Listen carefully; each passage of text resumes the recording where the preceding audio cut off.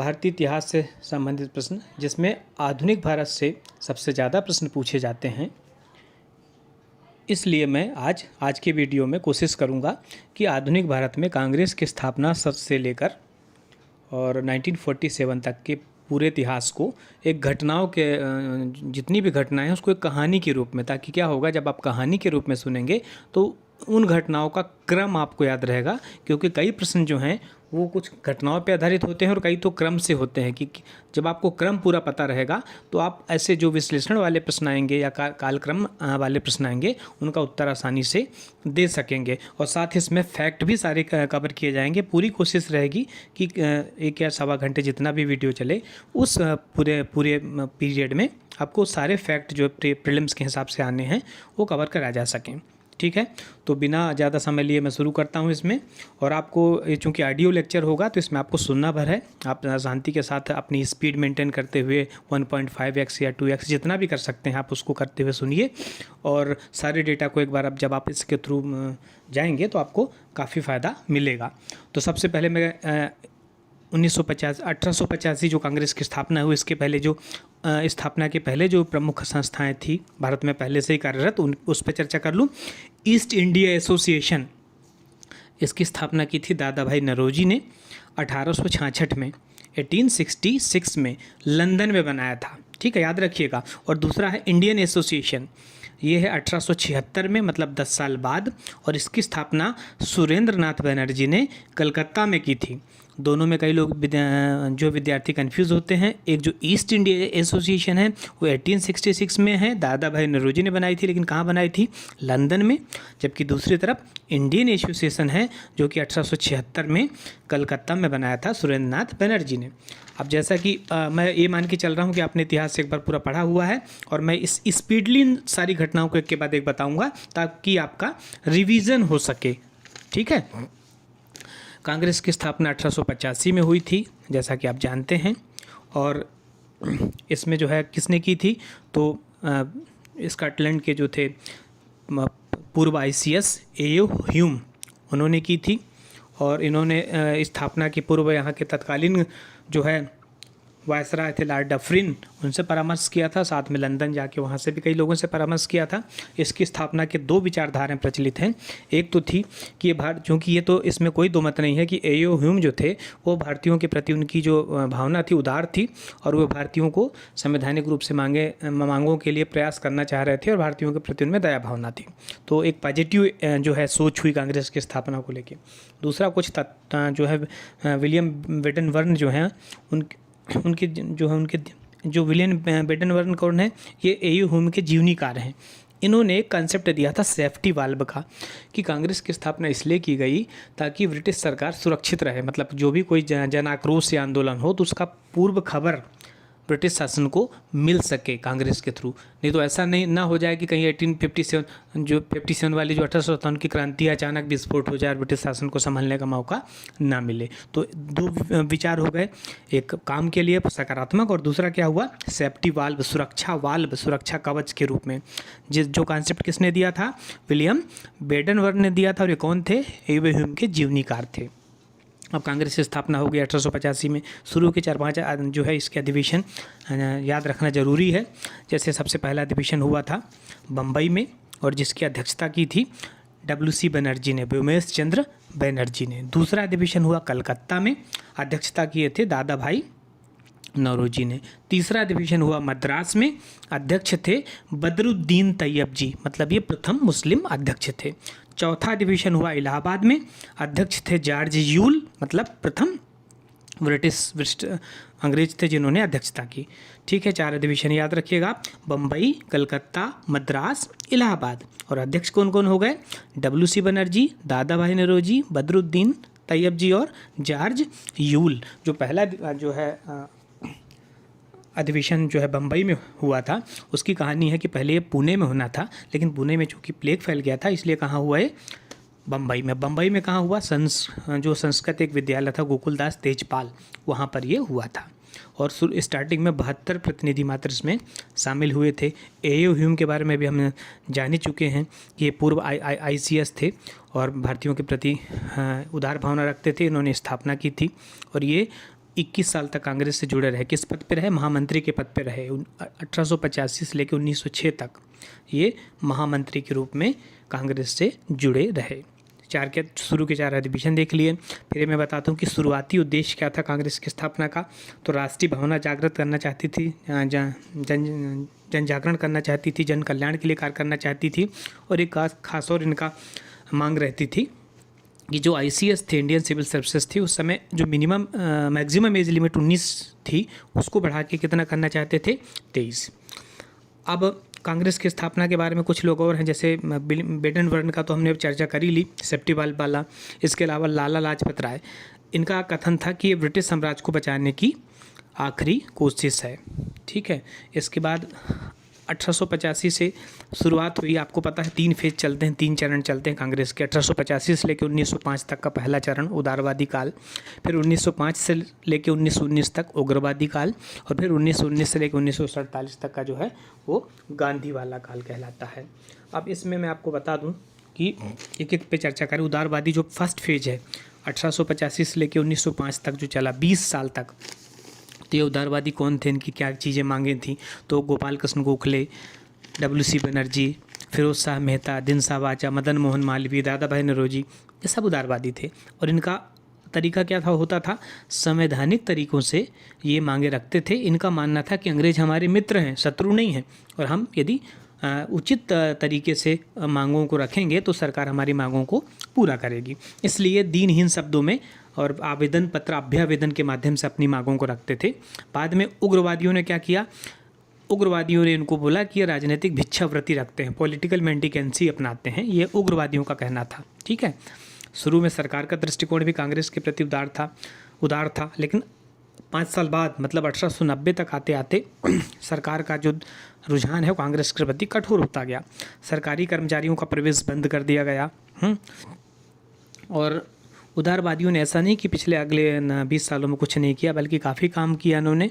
एक तो इन्होंने कांग्रेस की ब्रिटेन में भी शाखा खुलवाई इंडिया के नाम से, और इन्होंने सबसे बड़ा जो काम किया वो किया कि मध्य और निम्न मध्य वर्ग था उसमें राष्ट्रीय चेतना का संचार किया। और ख़ास बात, सबसे ख़ास बात, जो उदारवादी थे दादा भाई नौरोजी, उन्होंने धन निष्कासन का सिद्धांत दिया। धन निष्कासन क्या है? इन्होंने ये बताया, सबसे पहले इन्होंने इंडियन इकोनॉमी का अध्ययन किया, भारतीय अर्थव्यवस्था का, और बताया कि अंग्रेज़ों की जो आर्थिक नीतियाँ हैं उसी की वजह से जो भारत में बेरोजगारी, गरीबी विद्यमान है ना। आप जानते हैं कि पहले तो भारत को सोने की चिड़िया कहा जाता था, लेकिन अंग्रेज आए और उन्होंने इस तरीके से पॉलिसी यहाँ बनाई कि भारत गरीबी और बेरोजगारी के भंवर जाल में फंस गया। इन्होंने क्या बताया? धन निष्कासन सिद्धांत के अंतर्गत दादा भाई नौरोजी ने बताया कि किस तरीके से अंग्रेज जो है भारतीय धन को लंदन में ले जा रहे हैं। इसलिए इन्होंने एक डायलॉग दिया था कि किस तरीके से गंगा नदी के पानी को निचोड़कर टेम्स नदी में ले जाया जा रहा है। उन्होंने बताया था कि भारतीय अर्थव्यवस्था एक स्पंज के समान है, जहां गंगा नदी के पानी को टेम्स नदी में ले जाया जाता है। उनका पानी का तात्पर्य धन से था। अब हम धीरे धीरे बढ़ते जा रहे हैं आगे। जैसे बंगाल विभाजन की बात करें तो ये 16 अक्टूबर 1905 में प्रभावी कर दिया गया। घोषणा तो पहले हुई थी, लेकिन जो डेट आपको याद रखना है कि लागू किस दिन किया गया, तो कब किया गया? 16 अक्टूबर 1905 को लॉर्ड कर्जन के द्वारा। वास्तव में जो है जन चेतना या राष्ट्रीय एकता को तोड़ने के लिए किया गया था, लेकिन कारण बताया क्या गया कि हम प्रशासनिक सुविधा के लिए बंगाल को विभाजित कर रहे हैं। 2 भागों में कर दिया गया था, पश्चिमी बंगाल और पूर्वी बंगाल। पश्चिमी बंगाल का मुख्यालय कलकत्ता को रखा गया था, हिंदू बाहुल्य था। पूर्वी बंगाल का मुख्यालय ढाका को रखा गया था, मुस्लिम बाहुल्य था। बंगाल विभाजन के परिणाम स्वरूप ही जो है इस विभाजन के विरोध में कार्य शुरू हो गए, और 16 अक्टूबर जिस दिन हुआ था उस दिन को ही शोक दिवस के रूप में मनाया गया। और बाद में इसके विरोध स्वरूप जो है स्वदेशी का प्रचार हुआ, बहिष्कार आंदोलन शुरू हुआ विदेशी वस्तुओं का। क्या क्या काम हुआ? मतलब इसके विरोध में स्वदेशी वस्तुओं का प्रसार और विदेशी वस्तुएं जिसमें विदेशी वस्त्र थे मुख्य रूप से, इसके अलावा अन्य सामान भी थे, उन सब का बहिष्कार करना। फिर 1906 का कलकत्ता अधिवेशन इम्पॉर्टेंट है। 1906 में क्या हुआ कि कांग्रेस का कलकत्ता में अधिवेशन हुआ, जिसकी अध्यक्षता किए थे दादा भाई नौरोजी ने। तो चूंकि ये दादा भाई नौरोजी आप जानते हैं, ये grand old man of India के नाम से जाने जाते हैं, वयोवृद्ध नेता वयोवृद्ध नेता कांग्रेस के। तो इन्होंने क्या किया कि कांग्रेस के जो दो गुट थे, उदारवादी उग्रवादी, जिसको हम नरम दल और गरम दल भी बोलते हैं, उनमें विभाजन को रुकवा दिया, नहीं होने दिया। और 1906 में कलकत्ता में जो जिसकी अध्यक्षता दादा भाई नौरोजी ने किया था, उसी अधिवेशन की इम्पोर्टेंस ये है कि इसी अधिवेशन में सबसे पहले कांग्रेस के मंच से स्वराज का प्रयोग किया गया। लेकिन जब अगले साल 1907 में, अगले साल मतलब 1907 में सूरत में अधिवेशन हुआ कांग्रेस का, जिसकी अध्यक्षता की थी रास बिहारी घोष ने, उस अधिवेशन में कांग्रेस दो दलों में बंट गया, नरम दल गरम दल, जिसको बोलते हैं हम उदारवादी और उग्रवादी। अब हम उग्रवाद का फेस हम ये देखें कि कांग्रेस में ये उदारवादी के बाद उग्रवादी क्यों सक्रिय हुए, ऐसा कौन सी घटनाएं हुई राष्ट्रीय और अंतर्राष्ट्रीय स्तर पर जिससे उग्रवादी रणनीति अपनानी पड़ी कांग्रेस के नेताओं को। तो सबसे पहले तो आप उन नेताओं के नाम जान लीजिए जिन्होंने उग्रवाद को बढ़ावा दिया। जैसे उसमें लाल बाल पाल तो आप जानते ही हैं, लाला लाजपत राय पाल, बाल गंगाधर तिलक पाल, विपिन चंद्र पाल। एक नाम और इम्पॉर्टेंट है, अरविंद घोष। क्यों कांग्रेस को उग्रवाद की तरफ झुकना पड़ा? क्योंकि ये उदारवादियों की मांगों के प्रति उपेक्षापूर्ण नीतियां अपना रहे थे। दूसरा, कई बार देश में उदारवादी काल के दौरान कई बार देश में अकाल फैल गया, प्लेग फैल गया, लेकिन सरकार ने कोई संतोषजनक कार्य नहीं किया। उसी समय कर्जन आ गए। कर्जन की प्रतिक्रियावादी नीति, उनके काम ही ऐसे थे कि मजबूरी में भारतीयों को प्रतिक्रिया स्वरूप उग्र होना पड़ा। ठीक है, कुछ अंतर्राष्ट्रीय घटनाएं भी ऐसी हुई जिसमें इथोपिया ने इटली को हरा दिया, जापान ने रूस को हरा दिया, जिससे अंग्रेजों की जो अजीयता है उस पर से भारतीयों का विश्वास उठा। तो जो लाल बाल पाल अरविंद घोष हैं, इन्होंने क्या किया, मुख्य स्वराज्य प्राप्ति को अपना लक्ष्य बनाया और इन्होंने स्वदेशी और बहिष्कार आंदोलन को पूरे भारत में फैला दिया। उदारवादी कहाँ चाहते थे, सिर्फ बंगाल में, लेकिन ये जो उग्रवादी थे इन्होंने स्वदेशी और बहिष्कार आंदोलन को पूरे भारत में फैला दिया और राष्ट्रीय शिक्षा की वकालत की। बोले हम राष्ट्रीय अब विदेशी जो है वस्तुएं और उसके साथ साथ कपड़ों के साथ साथ विदेशी विद्यालय विश्वविद्यालय का भी बहिष्कार करेंगे और हम राष्ट्रीय संस्थान बनाएंगे शिक्षा के लिए। इसी समय कुछ क्रांतिकारी गतिविधियाँ भी भारत में हो रही थी, उन पे हम फोकस कर लें। तो क्रांतिकारी थे कौन, पहले तो देख लें कि ये समझौते की राजनीति में विश्वास नहीं करते थे। ये हत्या और चोरी, हत्या डकैती उसको वैध मानते थे। इनका जो किनको आदर्श मानते थे, आयरिश और रूसी क्रांतिकारियों को अपना आदर्श मानते थे और जो बदनाम अंग्रेज ऑफिसर्स हैं उनकी हत्या करना पसंद करते थे, ताकि ये मैसेज जाए कि जो यदि अंग्रेज अधिकारी गलत तरीके से कार्य करेंगे, भारतीयों को परेशान करेंगे, तो उनका विरोध होगा, हत्या भी होगी। मुख्य क्रांतिकारी गतिविधियाँ 3 राज्यों में सक्रिय थी, एक था महाराष्ट्र, दूसरा बंगाल और तीसरा पंजाब। तो पहले हम महाराष्ट्र की क्रांतिकारी गतिविधियाँ देख लें। यहाँ पर जो मेन मोर्चा संभाल रहे थे वो लोकमान्य तिलक संभाल रहे थे। तिलक ने 1893 में शिवाजी उत्सव मनाना शुरू किया। फिर गणेश उत्सव, इसके पहले गणेश उत्सव शुरू कर चुके थे, तो उन्होंने गणेश उत्सव और शिवाजी उत्सव का प्रारंभ किया और साथ में उन्होंने वहाँ के लोगों में जन चेतना जगाने का काम किया। उन्हीं की जन चेतना के परिणाम स्वरूप वहाँ पर बालकृष्ण और दामोदर चाफेकर बंधुओं ने रैंड और रामास्ट की हत्या कर दी। ठीक है, जिसके परिणाम स्वरूप उनको सजा हुई। वहीं एक क्रांतिकारी महाराष्ट्र में ही क्रांतिकारी संगठन बनाया गया था वीर सावरकर के द्वारा, मित्र मेला, जिसका नाम बाद में कर दिया गया अभिनव भारत। और एक समाचार पत्र था काल, क्रांतिकारी समाचार पत्र का क्या नाम था, काल, उसका संपादन भी किया था। और बंगाल की गतिविधियों के बारे में देखें तो यहाँ पर 2 लोग थे, एक वारिंद्र कुमार घोष और भूपेंद्र नाथ दत्त। वारिंद्र घोष जो थे, ये अरविंद घोष के भाई थे, और भूपेंद्र नाथ दत्त जो हैं, इन्होंने दोनों ने मिलकर युगांतर जो है एक पत्र बनाया और युगांतर पत्र जारी किया और एक समिति बनाई जिसका नाम था अनुशीलन समिति। तो यही आपको याद रखना है, बंगाल की जो समिति थी क्रांतिकारी वो अनुशीलन समिति थी। ठीक है, जबकि महाराष्ट्र की क्रांतिकारी जो है समिति थी वो क्या थी, अभिनव भारत। अब बंगाल में कुछ घटनाएं हुई, जैसे वारिंद्र कुमार घोष, उनकी किताब थी भवानी मंदिर, जिसको क्रांतिकारियों की बाइबल कहा जाता था, कई बार पूछा है। फिर किंग्सफोर्ड वाली घटना, जिसमें लॉर्ड किंग्सफोर्ड की गाड़ी पे बम फेंका था, किसने, प्रफुल्ल चाकी और खुदीराम बोस ने, जिसकी वजह से इनको प्रफुल्ल चाकी ने सुसाइड कर लिया था, मतलब, और जो है खुदीराम बोस इनको फांसी दे दी गई थी। सबसे कम उम्र में क्रांतिकारी जो है सबसे कम उम्र के हैं जिनको फांसी दी गई थी, याद रखिएगा। पंजाब में देखें हम क्रांतिकारी गतिविधियों की, तो वहाँ पर कमान संभाल रहे थे लाला लाजपत राय और भगत सिंह के चाचा अजीत सिंह। अब कुछ विदेशों में भी घटनाएं हुई क्रांतिकारी, ठीक है, उस पर हम फोकस करते हैं।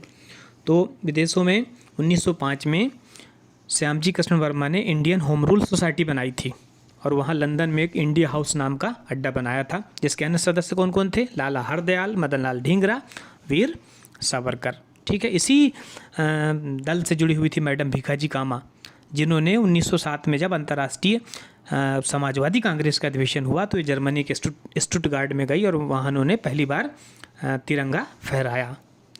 फिर आता है 1908 की घटना। 1908 में इसी जो है 1857 की क्रांति की स्वर्ण जयंती के उपलक्ष्य में वीर सावरकर ने किताब लिखा था the Indian war of independence, जिसमें उन्होंने 1857 की क्रांति को भारत का प्रथम स्वतंत्रता संग्राम कहा था।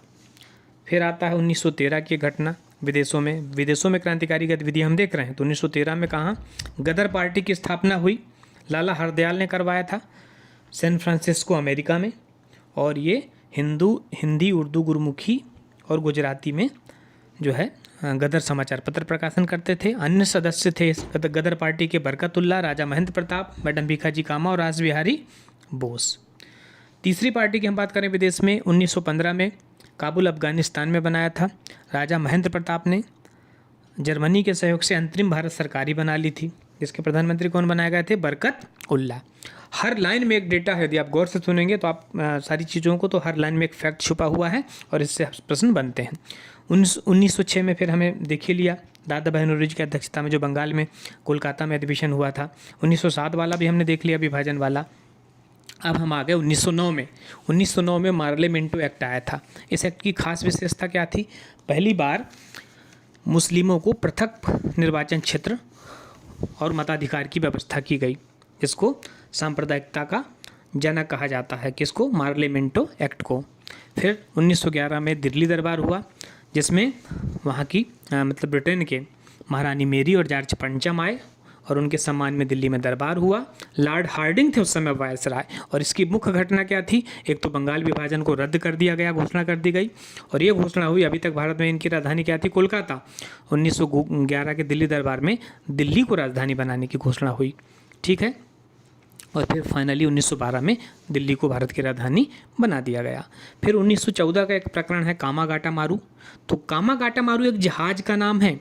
इसकी कहानी ये है कि आप देख रहे हैं कि 1914 में फर्स्ट वर्ल्ड वार अब होने वाला, अभी हुआ नहीं था शुरू।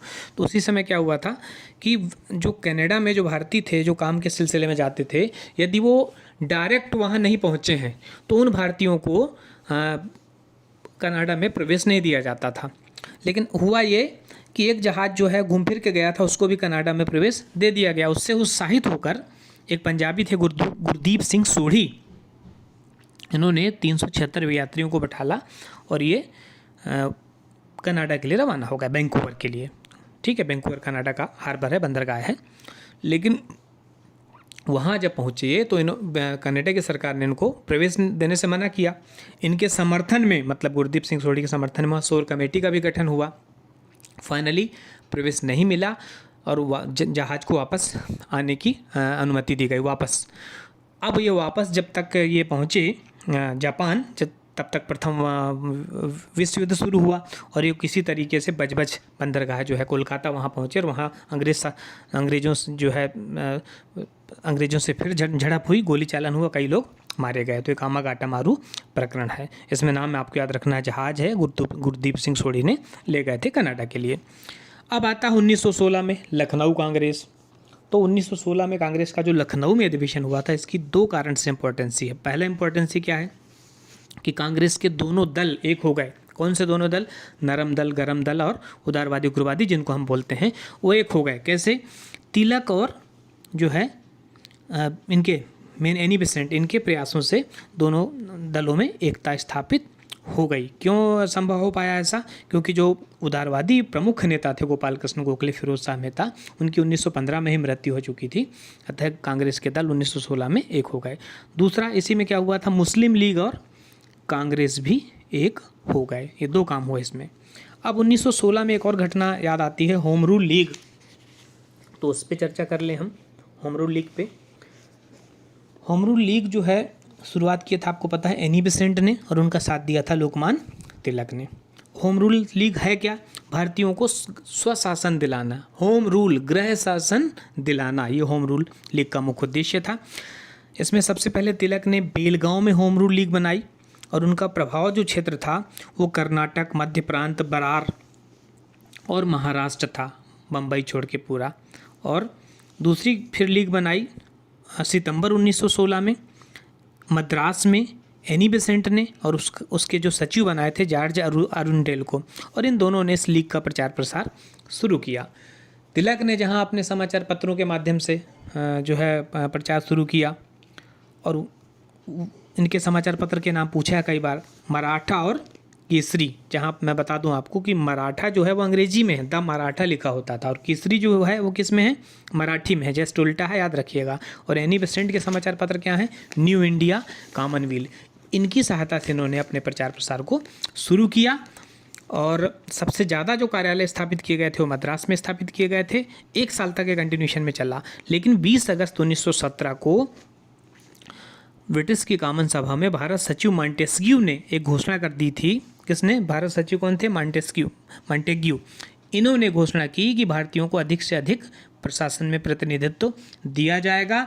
इस घोषणा के बाद ही होम रूल लीग समाप्त हो गया। इसके बाद आप एनी बेसेंट को आगे उनकी ज़्यादा उपस्थिति इतिहास में नहीं पाएंगे, और ये इतनी ज़्यादा लेकिन 1917 में पॉपुलर हो गई थी कि जो कोलकाता में जो अधिवेशन हुआ था कलकत्ता में 1917 में, उसमें ये अध्यक्ष बनी और पहली महिला अध्यक्ष बनने का गौरव प्राप्त किया। तो 1917 में कांग्रेस की पहली महिला अध्यक्ष एनी बेसेंट, कोलकाता अधिवेशन में। अब हम आ गए 1919 तक। 1919 में आप देखिए 2 कहानियाँ चल रही हैं। एक तो पर्दे के पीछे पे आप जाएं तो फर्स्ट वर्ल्ड वार चल रहा है, जो कि 1914 से शुरू होकर 1919 तक चला था, और दूसरा भारतीय इतिहास में जो ये कुछ घटनाएं हो रही हैं वो अलग चलती जा रही हैं। अब मेन घटना क्या है? फर्स्ट वर्ल्ड वार खत्म होने के साथ ही भारत में यहाँ रोल एक्ट आ गया, जो यहाँ की राष्ट्रीय भावना थी और क्रांतिकारियों की गतिविधियाँ थी, उनको कुचलने के लिए ब्रिटिश शासन ने रोल एक्ट लाया। सिडनी रोल एक्ट की अध्यक्षता में एक एक्ट लाया था। इसको क्या बोला जाता है? काला कानून। मतलब बिना अपील, बिना वकील, बिना दलील का एक कानून था। इसमें किसी भी व्यक्ति को शक के आधार पर गिरफ्तार किया जा सकता था, ठीक है, और उसके बंदी प्रत्यक्षीकरणों का अधिकारों का उल्लंघन हो रहा था, इसलिए इसको काला कानून भी कहा गया। इस कानून के विरोध में संपूर्ण भारत में देशव्यापी हड़तालें हुई, ठीक है, पूरे भारत में हड़ताल हुई। इसी हड़ताल के सिलसिले में जो सबसे ज़्यादा इम्पोर्टेंट है वो कहाँ की है? पंजाब की, जलियांवाले बाग में। अब जलियांवाले बाग में वहाँ के जो पंजाब के नेता थे डॉक्टर सत्यपाल और डॉक्टर सैफुद्दीन किचलू, इनको बंदी बना लिया गया था। इसी के विरोध में जो हड़ताल हो रही थी, इस सिलसिले में वहाँ 2 इश्यू हो गए। एक तो रोल एक्ट का विरोध हो ही रहा है, दूसरा वहाँ के नेता जो थे डॉक्टर सत्यपाल और सैफुद्दीन किचलू, इनको भी गिरफ्तार कर लिया गया, तो छोड़ा नहीं जा रहा था। इसी सिलसिले में वैसाखी के दिन 13 अप्रैल 1919 को जलियांवाले बाग में शांतिपूर्ण बैठक हो रही थी। वहाँ पर क्या हुआ? जनरल डायर, जो नाम है जनरल आर डायर है मेनली, तो जनरल आर डायर ने निहत्थे लोगों पे गोलियां चलवा दी। काफ़ी भारतीय ख़त्म हो गए।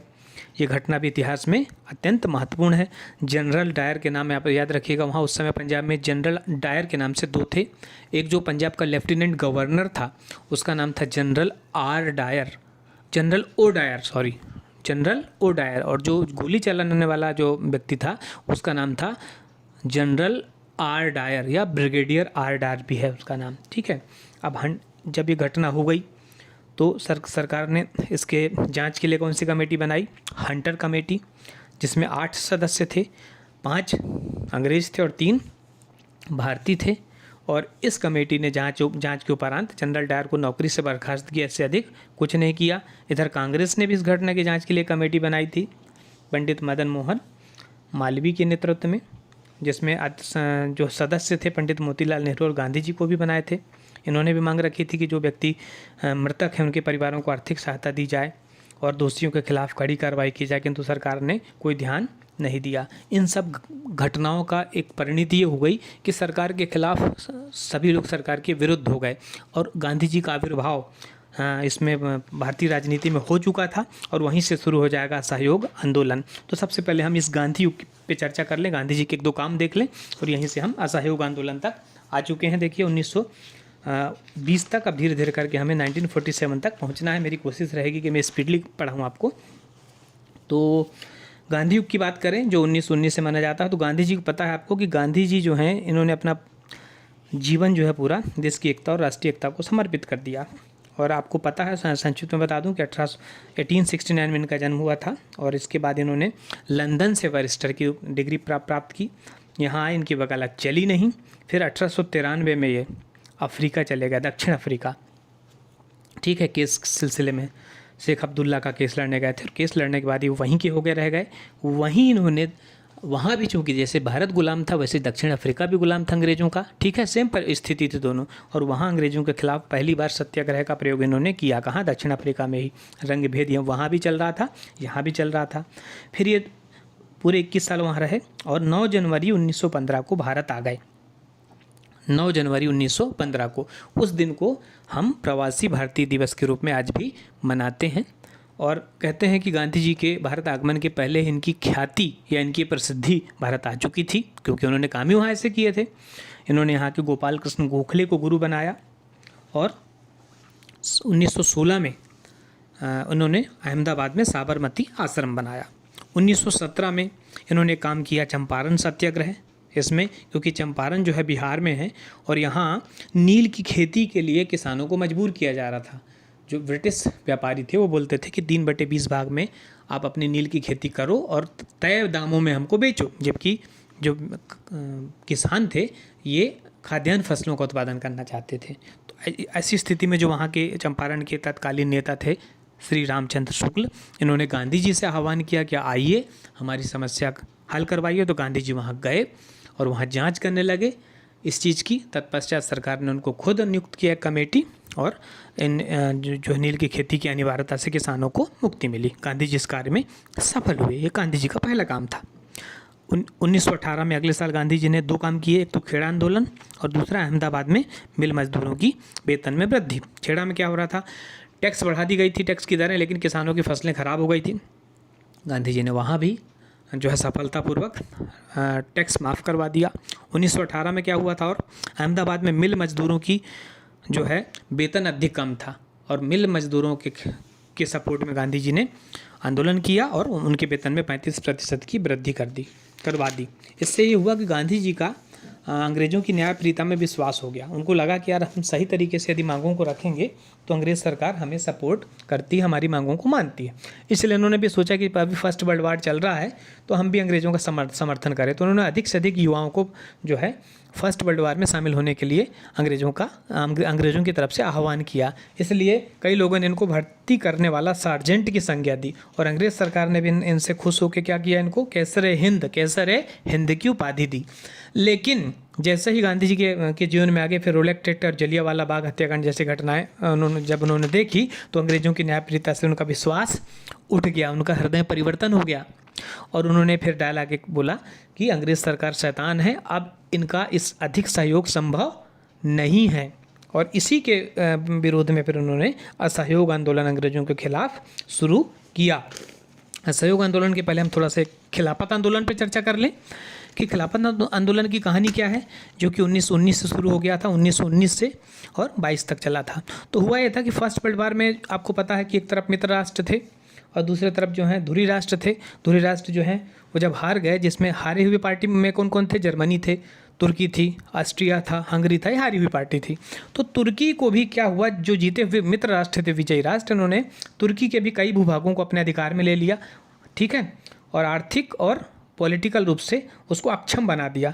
और होता यह था कि जो तुर्की का सुल्तान था वो सुल्तान तो था ही, साथ ही पूरे विश्व के मुसलमान उसको अपना खलीफा मानते थे, धर्म गुरु। तो जब तुर्की की हालत ऐसी हो गई छिन्न भिन्न, तो सारे विश्व के मुसलमान ब्रिटिश शासन से गुस्सा हो गए, क्योंकि जीती हुई पार्टी ब्रिटिश थी, कि हमारे तुर्की के सुल्तानों का आपने जो है अधिकार कम करके हमारे खलीफा के अधिकारों पर का ही हनन किया।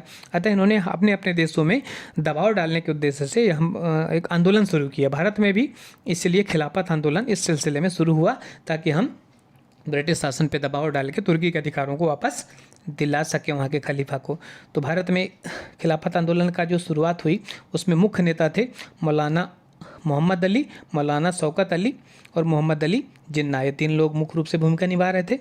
गांधी जी ने मौका देखा कि यार हमें खिलाफत आंदोलन का सपोर्ट करना चाहिए जिससे हिंदू मुस्लिम एकता स्थापित करने में मदद मिले, इसलिए गांधी जी ने इस आंदोलन का समर्थन किया। और 20 जून 1920 को जब अखिल भारतीय खिलाफत कमेटी की बैठक हुई तो गांधी जी ने इसकी अध्यक्षता की। मौलाना आज़ाद ने अपने पत्रों अल हिलाल और कामरेड, मौलाना आज़ाद के पत्र क्या थे, अल हिलाल और कामरेड के माध्यम से प्रचार प्रसार किया।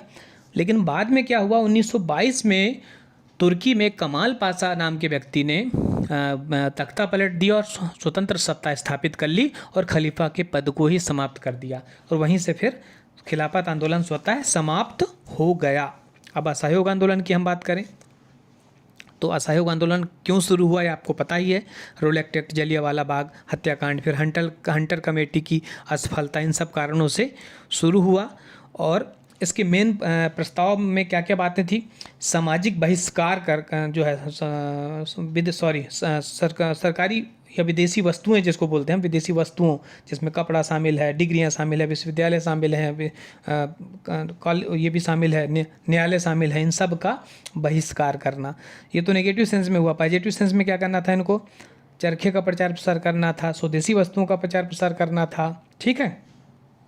और इसी सिलसिले में जो है गांधी जी ने अपनी केसर हिंद की उपाधि और अन्य नेताओं ने जो है अन्य उपाधियां जो थी जिनको दी गई थी ये सभी छोड़ दिया और नई नई विद्यापीठ बनी, विश्वविद्यालय बने। क्यों? क्योंकि विदेशी वस्तु जो चूँकि शिक्षण संस्थाओं का बहिष्कार करना था तो कहीं ना कहीं तो पढ़ेंगे विद्यार्थी। तो इसी समय गुजरात, बिहार, बनारस, अलीगढ़ विश्वविद्यालय सब इसी समय स्थापित हुए, ठीक है। और गांधी जी ने बोला था कि यदि सही तरीके से काम करें आंदोलन के लिए समय आंदोलनकारी तो 1 साल में आज़ादी मिल जाएगी। डायलॉग इस आंदोलन का है, असहयोग आंदोलन वाला। 1 अगस्त को तिलक ख़त्म हो चुके थे 1920 में, तो गांधी जी ने तिलक स्वराज फंड बनाया और उसमें ताकि आंदोलन में जो खर्च लगेगा उसकी पूर्ति की जा सके। एक और इस आंदोलन के दौरान एक कार्यक्रम काफ़ी तेज़ी से हुआ, विदेशी शराब की दुकानों पर धरना, जो कि मूल कार्यक्रम में शामिल नहीं था। और ये आंदोलन काफ़ी तेज़ गति से चल रहा था। 1921 में जब लॉर्ड रीडिंग वायसराय बन गया तो आंदोलन पर दमन चक्र और तेज कर दिया गया। एक क्वेश्चन आता है कि असहयोग आंदोलन के दौरान गिरफ्तार होने वाले पहले भारतीय कौन थे, तो मोहम्मद अली थे। मोहम्मद अली जिन्हें नहीं, ये 2 भाई थे ना, मौलाना मोहम्मद अली और मौलाना शौकत अली, उसमें से थे। तो मौलाना मोहम्मद अली असहयोग आंदोलन के दौरान गिरफ्तार होने वाले पहले व्यक्ति थे।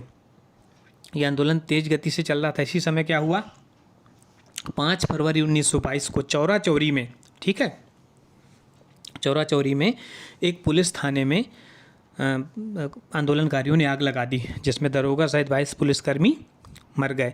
इस घटना से क्या हुआ, गांधी जी ने जैसा ही देखा कि आंदोलन हिंसक हो गया है तो उन्होंने गांधी जी ने 12 फरवरी 1922 को बारदोली में कांग्रेस की बैठक बुलाई और आंदोलन को स्थगित करने की घोषणा कर दी। तो ये पूछा जाता है, एक बार मैं रिवाइज़ करा दूं कि चौरा चौरी जो है, ये जो पुलिस थाने में आग लगाई थी आंदोलनकारियों ने, ये उत्तर प्रदेश में है चौरा चौरी, देवरिया ज़िले में। और 5 फरवरी 1922 को ये घटना हुई थी और 7 दिन बाद मतलब 12 फरवरी 1922 को आंदोलन को स्थगित करने की घोषणा गांधी जी ने की थी। और ये इसमें ख़ास बात यह है कि चूँकि ये 5 फरवरी 1922 जो है, अभी जो 1922 आएगी उसमें 100 साल हो जाएंगे। दांडी मार्च भी शुरू किया है, दांडी मार्च सॉरी बोल रहा हूँ, चौरा चौरी के। तो ऐसी स्थिति में इसके आने की संभावना ज़्यादा बनती है। फिर कांग्रेस के कई नेता गांधी जी के खिलाफ हो गए इस घटना को लेके। जैसे ही उन्होंने बोला, जैसे पंडित मोतीलाल जी नेहरू जी ने बोला कि यदि कन्याकुमारी के कोई गाँव ने अहिंसा की नीति का पालन नहीं किया तो उसकी सज़ा हिमालय के किसी गांव को क्यों दी जाए। सुभाष चंद्र बोस जी ने बोला कि ऐसे समय में जब जनता का जो है विश्वास चरमोत्कर्ष पे है, ऐसे में आंदोलन रोक देना जो है किसी राष्ट्रीय आप विपदा से कम नहीं है। इसी घटना के विरोध स्वरूप जो है कांग्रेस के कई नेता जो हैं कांग्रेस छोड़ दिया और उन्होंने एक नया दल बनाया था, स्वराज दल। कौन लोग थे ऐसे जिन्होंने छोड़ा था? जो परिवर्तनवादी थे, जो ठीक है, जो गांधी जी के इस घटना से गांधी जी के विरोध में आ गए थे। उसमें कौन कौन थे? मेन चित्तरंजन दास। तो स्वराज पार्टी जो बनी वो बनी 1 जनवरी 1923 को, और अध्यक्ष बने चित्तरंजन दास और सचिव बने पंडित मोतीलाल नेहरू। एक आध लोग और थे इसमें, मुख्य रूप से विट्ठल भाई पटेल और जयकर लोग। इनका उद्देश्य क्या था कि हम कांग्रेस में जो आंतरिक सरकार बनती है राज्यों की, उसमें हम पार्टिसिपेट करेंगे, चुनाव जीतेंगे और अंदर से सरकार का विरोध करेंगे। जबकि कांग्रेस क्या चाह रही थी, हर तरीके से बहिष्कार, विधान परिषद का भी बहिष्कार, कपड़ों का भी बहिष्कार, विद्यालयों का भी बहिष्कार। लेकिन उन्होंने ये चित्तरंजन दास का मानना था कि विधान परिषदें हमारी स्वराज प्राप्ति का साधन है, इनका बहिष्कार करना उचित नहीं है। इसी समय क्या हुआ, अब जैसे ही असहयोग आंदोलन का स्थगन हो गया तो एक निर्वात उत्पन्न हो जाता है राजनीति में कि अब क्या करें लोग। तो एक तरफ तो ये स्वराज पार्टी वाली बात हो गई, दूसरी तरफ जो नवयुवक थे उन्होंने क्रांतिकारी गतिविधियों को तेज कर दिया थोड़ा। ठीक है, क्या क्या क्रांतिकारी गतिविधियाँ हुई हम देखते हैं इस समय असहयोग आंदोलन के स्थगन के बाद। तो 1924 में लखनऊ में क्रांतिकारियों का अधिवेशन हुआ और वहाँ HRA की स्थापना हुई। HRA मतलब Hindustan Republican association, Hindustan Republic association. और इसी जो है संगठन के सदस्यों ने 9 अगस्त 1925 में काकोरी कांड को अंजाम दिया। ठीक है, काकोरी कांड, कौन कौन थे इसमें शामिल, अशफाक उल्ला खां, राम प्रसाद बिस्मिल, ये मुख्य रूप से थे जिनको सजाएं हुई थी। क्या था काकोरी कांड, जो लखनऊ और सहारनपुर है यूपी में, उसके बीच में काकोरी नाम का एक स्टेशन था और वहाँ से ट्रेन से सरकारी खजाना जा रहा था। तो सरकारी खजाने को लूटने का जो है ये प्लान था। ठीक है, कि काकोरी जो है स्टेशन है, छोटा सा स्टेशन है, वहाँ पर ज़्यादा सुरक्षा नहीं होती, सिक्योरिटी नहीं होती, वहाँ पे हम सब सरकारी खजाने को लूट लेंगे ताकि वो धन क्रांतिकारी गतिविधियों को करने के काम में आए। ठीक है, एक घटना ये हो गई 9 अगस्त 1925 वाली। दूसरी घटना ये है कि इसी समय क्या हुआ कि साइमन कमीशन आया था। आपको पता है साइमन कमीशन के सारे जो सदस्य थे वो अंग्रेज थे, इसलिए इसका विरोध जम के हुआ था भारत में। और इसी विरोध के दौरान 1928 में लाहौर में जो विरोध कर रहे थे लाला लाजपत राय, उनके सिर में लाठियाँ पड़ गई थी। जो तत्कालीन ASP था सैंडर्स, उसके आदेश पे लाठियाँ पड़ी और उनकी कुछ दिनों बाद मृत्यु हो गई। तो उस जो ASP था, असिस्टेंट SP, एडिशनल SP, उस सैंडर्स की हत्या का प्लान बनाया इन्होंने फिर, और इस क्रांतिकारियों ने और सैंडर्स की जो है हत्या कर दी। और एक घटना क्या है, अप्रैल 1929 में जो केंद्रीय विधानसभा थी वहाँ पर भगत सिंह और बटुकेश्वर दत्त ने खाली पड़ी बेंचों पर बम फेंका था। इनका जो है उद्देश्य था पब्लिक सेफ्टी बिल के विरोध में ये खाली पड़ी बेंचों में बम फेंका था, और उद्देश्य था बहरों को सुनाना ताकि इसको खिलाफ जो है आवाज़ ब्रिटिश शासन तक पहुँच जाए। इसी दौरान 23 फरवरी 1931 को इलाहाबाद में अल्फ्रेड पार्क में चंद्रशेखर आज़ाद शहीद हो गए। और एक महीने बाद मतलब 23 मार्च 1931 को, 23 फरवरी 1931 को आज़ाद जो है शहीद हुए, और 23 मार्च 1931 को भगत सिंह, सुखदेव और राजगुरु को सैंडर्स और लाहौर हत्याकांड के विरोध में मिक्स मानते हुए फांसी की सज़ा दे दी गई। 1928 इंपॉर्टेंट है, जो HRA बना था अभी हमने चर्चा किया, उसमें HRA को किस में कन्वर्ट कर दिया, HSRA, Hindustan socialist Republican association. ये काम किसने किया, ये काम चंद्रशेखर आज़ाद ने किया था। एक और छोटी सी घटना है 1930 की, चटगांव शस्त्रागार पे सूर्यसेन ने जो है आक्रमण किया था, ये काफ़ी इंपॉर्टेंट है। और 1935 के एक्ट के बाद क्रांतिकारी गतिविधियों में काफ़ी कमी आई। अब हम बात करते हैं थोड़ा साइमन कमीशन की। तो साइमन कमीशन क्यों आया, कैसा है, इस पर चर्चा कर लें कि चूँकि जब भी यहाँ जो है भारत में संवैधानिक विकास किस तरीके से हो, इसके लिए कई अधिनियम पारित होते रहे समय समय पे। 1909 में आया पार्लियामेंट एक्ट, उसमें व्यवस्था की गई कि हर 10 साल बाद कमीशन आते रहेंगे। फिर 1919 में आया मॉन्टेग्यू चेम्सफोर्ड। इसी तरीके से आगे 1929 में आना था, इसलिए साइमन कमीशन आया कि किस तरीके से की जाए। यहाँ आया साइमन कमीशन सरजाद साइमन की अध्यक्षता में, और चूँकि कोई जो है भारतीय इसका सदस्य नहीं थे, सारे के सारे अंग्रेज़ थे, इसलिए शुरू से इसका विरोध होने लगा कि भारत में संवैधानिक विकास कैसा हो, इस चर्चा के लिए कमीशन आया और भारतीय सदस्य कोई है ही नहीं। ठीक है, और विरोध हुआ, लेकिन वो कमीशन जांच करके चला गया और बाद में उन्होंने अपनी रिपोर्टों को दिया। जो 1935 का एक्ट आया उसमें मैक्सिमम रिपोर्ट जो है साइमन कमीशन ने जो दिया था उनको माना गया। ठीक है, फिर बात आती है एक नेहरू रिपोर्ट की। हर एक टॉपिक का बस आपको जस्ट जनरल आइडिया होना चाहिए। तो नेहरू रिपोर्ट क्या है? साइमन कमीशन के विरोध के पहले ही भारत सचिव लॉर्ड विर्किनहेड, उन्होंने चुनौती दी थी कि मुख्य जो मेन जो झगड़ा है वो ब्रिटिश सरकार और भारतीयों के प्रति नहीं है, बल्कि जो भारत में इतने दल हैं उनमें आपस में ही एकता नहीं। यदि वो सब मिलकर एक फाइनल जो है संविधान बना के हमें दें तो हम विचार करेंगे। तो ऐसी स्थिति में पंडित मोतीलाल नेहरू ने सभी दलों की, जिसमें 29 संस्थाएँ शामिल थी, सहयोग से एक संविधान बनाया और बोला कि हम जो है इसको फाइनल मानते हुए ब्रिटिश शासन को देंगे। लेकिन वो पंडित मतलब मोतीलाल नेहरू जिन्होंने नेहरू रिपोर्ट पेश की थी, इसके वो ब्रिटिश सरकार को सौंपें इसके पहले ही जिन्ना ने अपनी अलग 14 सूत्रीय जो हैं वो रिपोर्ट बनाई। तो ब्रिटिश शासन को ये कहने का मौका प्राप्त हो गया कि आप में आपस में ही एकता नहीं है। रे बात कहानी वहीं ख़त्म हो गई। एक छोटा सा एक चीज़ और है, बारदोली सत्याग्रह। तो बारदोली सत्याग्रह के बारे में बता दूं कि बारदोली गुजरात में है और यहाँ भी किसानों का ही संघर्ष था। किसानों के जो हैं टैक्स दरों में काफ़ी अधिक वृद्धि कर दी गई थी और यहाँ पर मेन रोल प्ले किया था सरदार वल्लभ भाई पटेल ने। इन्होंने क्या किया? आंदोलन का नेतृत्व किया और 2 ब्रिटिश न्यायिक अधिकारी और राजस्व अधिकारी थे, ब्रूमफील्ड और मैक्सवेल, उनके सहयोग से टैक्स की दरें कम करवा दी। 30% से घटा के कितनी कर दी थी? 6.25%। और सरदार पटेल के इसी सफलतम नेतृत्व के कारण वहाँ की महिलाओं ने, बारदोली की महिलाओं ने उनको सरदार की उपाधि दी थी। गांधी जी ने बारदोली सत्याग्रह के बारे में बोला था कि भले ही ये जो हैं ये डायरेक्टली स्वराज प्राप्ति हेतु संघर्ष नहीं है, किंतु इस तरीके के संघर्ष अप्रत्यक्ष रूप से स्वराज प्राप्ति में मददगार होते हैं। देखिए, हम 1929-30 तक आ चुके हैं, अब ज़्यादा वक्त नहीं बचा है। आप अपना धैर्य बनाए रखें, अगले 15 मिनट में 1947 तक पहुंच जाएंगे। फिर अगला इम्पॉर्टेंट है 31 दिसंबर 1929 को कांग्रेस का जो अधिवेशन हुआ था रावी नदी के किनारे लाहौर में हुआ था। 31 दिसंबर 1929 को लाहौर में रावी नदी के किनारे, जिसमें पंडित जवाहरलाल नेहरू ने अध्यक्षता की थी और उन्होंने पूर्ण स्वराज की घोषणा किया था। ये खास बात है। फिर इसी अधिवेशन में गांधी जी को सविनय अवज्ञा आंदोलन चलाने की भी परमिशन मिल गई थी और गांधी जी ने जो तत्कालीन वायसराय थे लॉर्ड इरविन, उनको अपनी बोला था कि हम 11 सूत्री मांग रख रहे हैं और यदि इन मांगों पर 12 मार्च 1930 तक विचार नहीं किया गया तो हम अंग्रेजों के खिलाफ सविनय अवज्ञा आंदोलन शुरू कर देंगे। तो गांधी जी ने 11 सूत्री मांगें रखी लॉर्ड इरविन के सामने। वो कौन कौन सी 11 मांगें थी, एक हल्का आइडिया होना चाहिए। रुपए का पुनर्मूल्यन करिए, भू राजस्व आधा कर दो, मद्य निषेध कर दो, नमक बनाने का अधिकार दो, ठीक है, आत्मरक्षा के लिए हथियार रखने की परमिशन दो, गुप्तचर विभाग खत्म करो, राजनीतिक बंदियों को छोड़ दो, सैनिक व्यय में 50% की कमी करो। ऐसी 11 मांगे थी। सरकार ने उन मांगों पर कोई ध्यान नहीं दिया।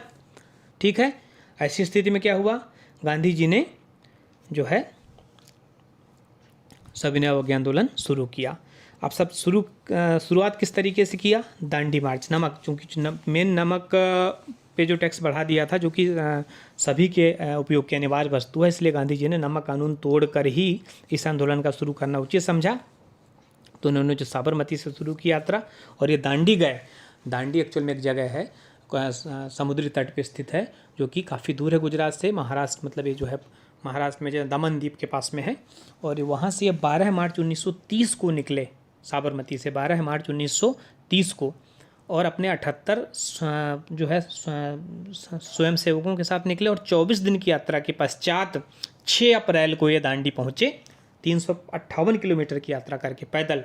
और वहाँ पे इन्होंने नमक बनाकर इस नमक कानून को तोड़ा। इनकी यात्रा के सांकेतिक तौर पे संपूर्ण भारत में यात्राएं हुई और कई जगह नमक कानून तोड़ा गया। जो कोस्टल एरिया थे और जो ऊपर के उत्तरी भारत के थे, जहाँ समुद्र तटीय क्षेत्र नहीं थे, वहाँ भी सांकेतिक यात्राएं की गई।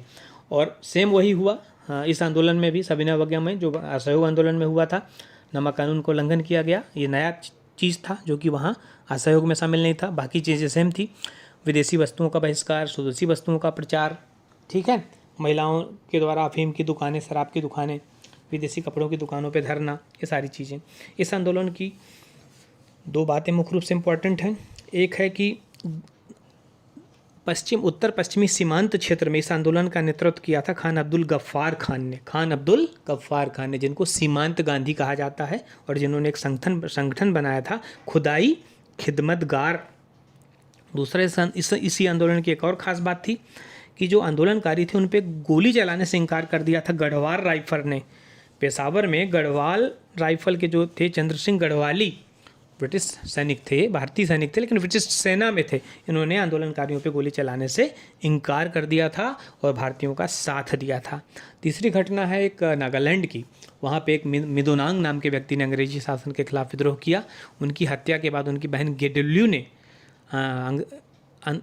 नेतृत्व किया आंदोलन का और गेडुल्यू को पंडित जवाहरलाल नेहरू ने रानी गेडुल्यू कहा था, जिसकी शहादत को हमेशा भारत याद रखेगा। फिर क्या हुआ, यह आंदोलन तेज गति से चली रहा था। गांधी जो है जेल में डाल दिए गए थे। इसी समय एक पैरेलल एक कहानी और चल रही है गोलमेज सम्मेलन की, कि गोलमेज सम्मेलन चल रहे थे 1930 में पहला गोलमेज, 1931 में दूसरा और 1932 में तीसरा। तो 1930 में तो कांग्रेस ने भाग नहीं लिया क्योंकि आंदोलन चल रहा था। इसी बीच गांधी इरविन समझौता हुआ। गांधी और इरविन के बीच में समझौता 5 मार्च 1931 को हुआ। और क्या दोनों की क्या क्या शर्तें थी थोड़ा याद रख लो। इरविन ने बोला कि भाई आप आंदोलन स्थगित कर दो, द्वितीय गोलमेज में भाग लेना होगा आपको। गांधी जी ने बोला कि आप सभी अध्यादेश वापस ले लीजिए, राजनीतिक बंद कैदियों को राजनीतिक कैदियों को छोड़ दीजिए, आप धरने की अनुमति दीजिए, साथ में कोस्टल एरिया में तटीय क्षेत्र में नमक बनाने की अनुमति दीजिए। गांधी इरविन समझौते के बाद गांधी जी द्वितीय गोलमेज में भाग लेने लंदन गए, जो कि 12 सितंबर 1930 को हुआ। मतलब कांग्रेस की तरफ से गांधी जी अकेले गए थे और पहली, दूसरी, तीसरी तीनों गोलमेज में से अकेले दूसरे में ही गांधी जी ने भाग लिया था। पहले में भी नहीं जा पाए थे कांग्रेस की तरफ से कोई, और फिर तीसरे में भी कोई नहीं गया। डॉक्टर अंबेडकर ऐसे व्यक्ति थे जिन्होंने तीनों गोलमेज सम्मेलनों में भाग लिया था। ये क्वेश्चन आया है कई बार, ठीक है। और फिर बात आती है कि जब गोलमेज में भाग लिया इन्होंने तो वहाँ भी कोई सॉल्यूशन निकला नहीं और वापस इन्होंने सविनय अवज्ञा आंदोलन शुरू किया, लेकिन जनता के उत्साह में कमी को देखते हुए फिर 1934 में यह आंदोलन पूर्ण रूप से समाप्त हो गया। गोलमेज की भी हमने चर्चा की। 1930 में पहला जिसमें कांग्रेस ने भाग नहीं लिया, 1931 में दूसरा जिसमें गांधी जी ने भाग लिया और 1932 में तीसरा। गांधी जी इसमें MS राजपूताना नाम के जहाज़ से गए थे वहाँ, और सेंट जेम्स पैलेस में ये सम्मेलन हुआ था। उद्घाटन किया था उस समय जॉर्ज पंचम जो अध्यक्ष थे, और वहाँ के PM जो थे उस समय मैकडोनाल्ड थे। अब हम बात कर लें असहयोग आंदोलन के बाद सविनय अवज्ञा आंदोलन भी हो गया, काम ख़त्म। अब हम कहाँ तक पहुँच चुके हैं? अब हम पहुँच चुके हैं एक 1932 में एक इम्पॉर्टेंट घटना आती है, जिसमें हुआ ये था कि 16 अगस्त 1932 को ब्रिटिश PM मैकडोनाल्ड ने कम्युनल अवार्ड सांप्रदायिक निर्णय की घोषणा की थी। अभी मुस्लिमों को जैसा पृथक प्रतिनिधित्व था, ऐसे ही हरिजनों के लिए, अनुसूचित जातियों के व्यक्तियों के लिए चुनाव में पृथक जो है प्रतिनिधित्व की बात कर दी गई। ऐसी स्थिति में हुआ क्या कि गांधी जी जो है इन्होंने समझौता करना चाहा। इन्होंने बोला कि भाई हरिजनों के लिए आप सीटों का निर्धारण कर दीजिए, लेकिन पृथक प्रतिनिधित्व मत करिए।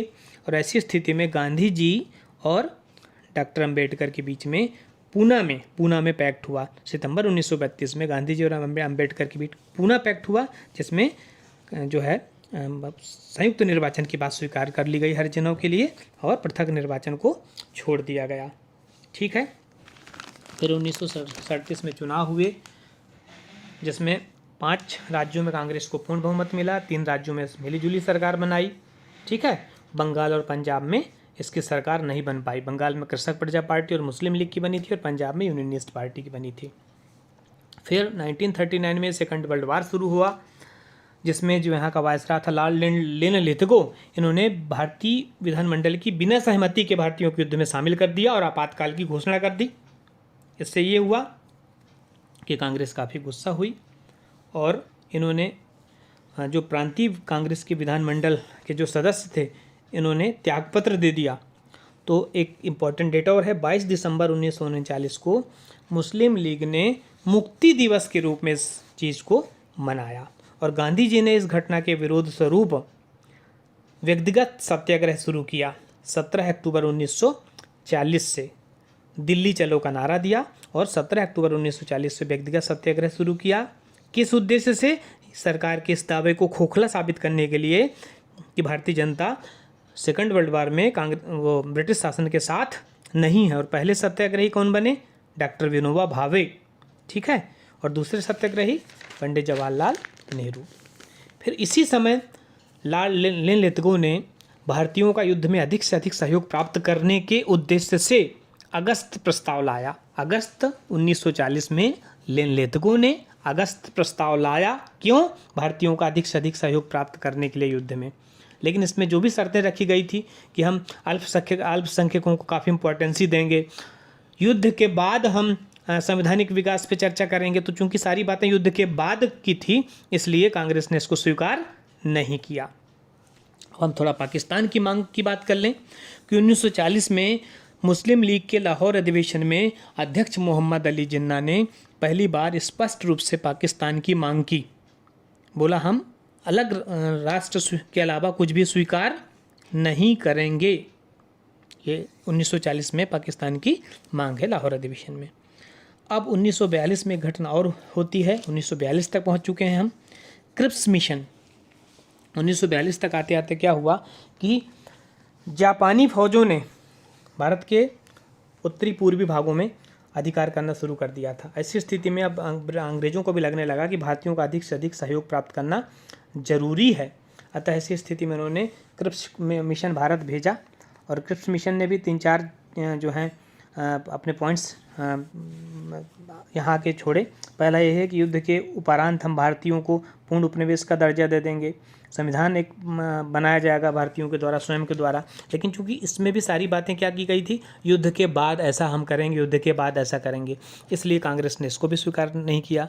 गांधी जी ने इसको क्या बोला था, ये पोस्ट डेटेड चेक है, जिसमें नेहरू जी ने क्या बोला, जिसका बैंक नष्ट होने वाला है। चूँकि अपन बोलते हैं ना कई बार पेमेंट करने के लिए आगे की डेट का चेक दे देते हैं, पोस्ट डेटेड, तो ऐसे उन्होंने गांधी जी ने इसको पोस्ट डेटेड चेक बोला, जिसको पंडित नेहरू ने कहा कि बैंक नष्ट होने वाला है। इसी समय 1942 में अगस्त क्रांति हो गई। अगस्त क्रांति मतलब भारत छोड़ो आंदोलन, जो कि 8 अगस्त से प्रारंभ किया गया। इसमें गांधी जी ने जो है अंग्रेज़ों को बोला कि आप भारत को भारतीयों के लिए छोड़ जाओ, जापानियों के लिए मत छोड़ो, क्योंकि जापान उस समय काफ़ी तेज़ गति से ये पूर्वी हिस्से से भारत में आगे बढ़ रहा था। और इन्हीं सब घटनाओं के कारण गांधी जी को कांग्रेस ने भारत छोड़ो आंदोलन प्रारंभ करने की अनुमति दी और गांधी जी ने अगस्त 1942 में, मतलब 8 अगस्त 1942 में बम्बई में ग्वालियर टैंक मैदान में लगभग 70 मिनट का भाषण दिया और भारत छोड़ो आंदोलन की शुरुआत की। यहीं पे उन्होंने नारा दिया था, करो या मरो का नारा दिया था। और अब स्पष्ट रूप से कांग्रेस अंग्रेज़ों को भारत छोड़ने की चेतावनी देने की स्थिति में आ गई। मतलब ये स्पष्ट हो चुका था कि अब हमें कोई जो है पूर्ण स्वराज या पूर्ण स्वशासन नहीं चाहिए, हमें सिर्फ आज़ादी चाहिए, आप छोड़ के जाइए, स्पष्ट हो चुका था। तो 8 अगस्त 1942 में अगस्त क्रांति बोल लो या भारत छोड़ो आंदोलन शुरू हुआ। मुंबई से हुआ, ग्वालियर टैंक मैदान से शुरू हुआ और अगले ही दिन मतलब 9 अगस्त को सुबह सुबह कांग्रेस के सारे नेताओं को बंदी बना लिया गया। उस ऑपरेशन का नाम था ऑपरेशन जीरो आवर के तहत कांग्रेस के समस्त नेताओं को बंदी बना लिया गया। गांधी जी को पूना के आगा खां महल में रखा गया और अन्य सभी लोगों को जो कांग्रेसी थे अहमदनगर के दुर्ग में रखा गया बंदी के बतौर, और कांग्रेस को असंवैधानिक घोषित कर दिया गया। ये पहला आंदोलन था जो नेतृत्व विहीन हो गया। ठीक है, अब जब नेतृत्व विहीन हो गया तो जनता ने खुद जो है मोर्चा संभाला। कुछ नेता थे जिन्होंने भूमिगत रह के आंदोलन का नेतृत्व किया, नाम आता है, जैसे राम मनोहर लोहिया, जयप्रकाश नारायण, अरुणा आसफ अली, उषा मेहता, इन्होंने भूमिगत रह के आंदोलन का नेतृत्व किया। बम्बई, अहमदाबाद, जमशेदपुर में मजदूरों की बहुत विशाल हड़ताल हुई। इसी आंदोलन के दौरान हम कुछ घटनाएं देख रहे हैं भारत छोड़ो आंदोलन की। बलिया, बस्ती, सतारा, मिदनापुर, इनमें समांतर सरकारें बनी। ठीक है, और कांग्रेस जो है चूँकि नेता अंदर थे इसलिए जनता ने हिंसा भी थोड़ा बहुत किया, रेल की पटरियाँ उखाड़ी, स्टेशनों में आग लगाई, और ये भारतीय स्वाधीनता के लिए किया जाने वाला अंतिम प्रयास था। गांधी जी यदि बाहर होते तो जरूर इस आंदोलन को विस्तृत करने की बात करते हैं हिंसा के कारण, लेकिन चूँकि वो जेल में थे अंदर, इसलिए ये आंदोलन सफलतापूर्वक चला बाद में 1944 में गांधी जी को रिहा, मतलब 42 में ही बंदी बना लिया गया, तो 44 में रिहा किया गया। और इस तरीके से ये देश की आज़ादी की लड़ाई या स्वाधीनता की लड़ाई का अंतिम आंदोलन सिद्ध हुआ। अब हम बीच में हम थोड़ा सा चर्चा कर लें इसी उसमें 2-3 छोटी छोटी चीज़ें और हैं। वेबल प्लान 1945 वाली, 1945 में जो वायसराय थे लॉर्ड वेबल थे, इन्होंने जो है यहाँ के वही संवैधानिक गतिरोध को दूर करने के लिए एक प्लान दिया था, जिसमें बोला था कि वायसराय की कार्यकारिणी में सेना प्रमुख को छोड़ के सारे भारतीय होंगे, एक अंतरिम सरकार बनी जाएगी, लेकिन इसको भी कांग्रेस ने स्वीकार नहीं किया। फिर शिमला सम्मेलन हुआ था, ये डेट पूछता है, ये जून में 1945 में हुआ था। और इसमें ये बात हुई थी कि जो मुस्लिम लीग के जो सदस्य हैं संविधान सभा में या सरकार में, उसको मुस्लिम ही चुनेगी। और यहीं से बात कांग्रेस ने स्वीकार नहीं की, क्योंकि यदि कांग्रेस के नेता मौलाना आज़ाद को भी यदि बनना होता तो उसको भी मुस्लिम लीग जब बनाती तभी वो सदस्य बन पाते, इसलिए यह सम्मेलन भी असफल हो गया। 1946 में निर्वाचन हुए। और फिर बात आती है क्रिप्स मिशन की, 1946 में ही कैबिनेट मिशन, क्रिप्स मिशन तो 1942 का हो चुका है। तो लॉर्ड वहाँ चूँकि पीएम एटली थे, एटली के समय, एटली अब बन चुके थे, पहले कौन थे? चर्चिल। एटली के समय जो है क्रिप्स मिशन आया, कैबिनेट मिशन आया। और कैबिनेट मिशन इसलिए कहते हैं क्योंकि यहाँ जो इसके 3 सदस्य था कैबिनेट मिशन, और ये तीनों जो थे वो ब्रिटिश कैबिनेट के सदस्य थे, इसलिए इसको क्या नाम दिया गया? Cabinet mission. कौन कौन थे 3 लोग? स्टेपर्ट क्रिप्स थे, ये बोर्ड ऑफ ट्रेड के अध्यक्ष थे। पैथिक लॉरेंस थे, ये भारत सचिव थे। और एबी अलेक्जेंडर, ये नौसेना मंत्री थे। तीनों ही ब्रिटिश कैबिनेट के सदस्य होने के कारण कैबिनेट मिशन नाम दिया गया। इन्होंने जो रिपोर्ट दी, बोला गया कि अब जो है संविधान सभा बनाई जाएगी यहाँ पे, और जब तक वो चुनाव नहीं होंगे अगली सरकार का वो अंतरिम संसद के तौर पे काम करेगी, सरकार के तौर पे भी गठन किया जाएगा, भारतीय संघ की स्थापना की जाएगी। और तो ये कैबिनेट मिशन के आधार पे फिर संविधान सभा के इलेक्शन हुए और संविधान का निर्माण की कार्यवाही शुरू हुई। और चूँकि इसमें अलग 2 देश बनाने की बात नहीं की गई थी, मतलब कैबिनेट मिशन में पाकिस्तान की मांग को नहीं माना गया था, इसलिए मुस्लिम लीग ने अपनी कार्रवाई और तेज़ कर दी। देश में दंगे होने लगे, जम के ये दंगे हो गए। और वो डेट एक याद रखिएगा, 16 अगस्त 1946 को प्रत्यक्ष कार्रवाई दिवस, डायरेक्ट एक्शन डे मुस्लिम लीग ने मनाया। खूब दंगे हुए विशेष रूप से बंगाल में। और फिर 20 फरवरी 1947 को प्रधानमंत्री ब्रिटेन के एटली ने घोषणा कर दी कि अब साल भर के अंदर भारत को आज़ादी दे दी जाएगी। और अंतिम जो कड़ी है वो है माउंटबेटन योजना। 24 मार्च 1947 को माउंटबेटन नए वायसराय बने, और उन्होंने 3 जून 1947 को माउंटबेटन योजना, 3 जून 1947 को कौन सी योजना?